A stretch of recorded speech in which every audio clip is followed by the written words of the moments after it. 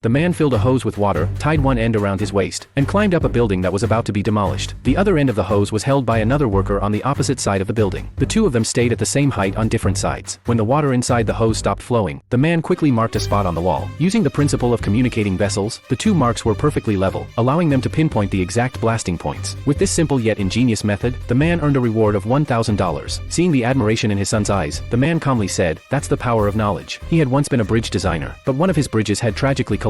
Because of that, he lost his job, and no company was willing to hire him again. Forced to make a living, he took on hard labor at construction sites. He thought his life would go on like this forever. But one day, while eating out with his son, he looked at the high prices on the menu, and felt the few bills left in his pocket. He decided to cancel the drink they hadn't touched yet. However, when he saw the hopeful look on his son's face, he changed his mind and kept the drink. The shop owner, misunderstanding his hesitation, mocked him for pretending to be rich when he clearly wasn't. The man stayed silent, swallowing the humiliation. Determined to give his son a better life, he regained his confidence and continued applying for jobs. But during interviews, employers didn't even glance at his resume before rejecting him. One day, a former subordinate recognized him, and bragged to everyone about the man's past achievements, only to bring up the collapsed bridge and mock his downfall. Unable to bear the insult, the man's son pushed the subordinate away, and dragged his father out of the room. Later, the man took his son to the construction site where he worked. That day, the workers were preparing for a demolition, but they couldn't locate two perfectly level blasting points. Everyone was stumped. Then the man stepped forward and said he could solve the problem. At first, everyone thought he was joking, but he confidently declared he could do it in 2 minutes. The boss, intrigued, offered him $1,000 if he succeeded. The man borrowed a safety helmet, climbed to the designated height with the water hose, and used the principle of communicating vessels to accurately determine the blasting points. As he solved the problem with ease, the boss was deeply impressed. He not only apologized sincerely, but also offered the man a position at the company as a technical consultant.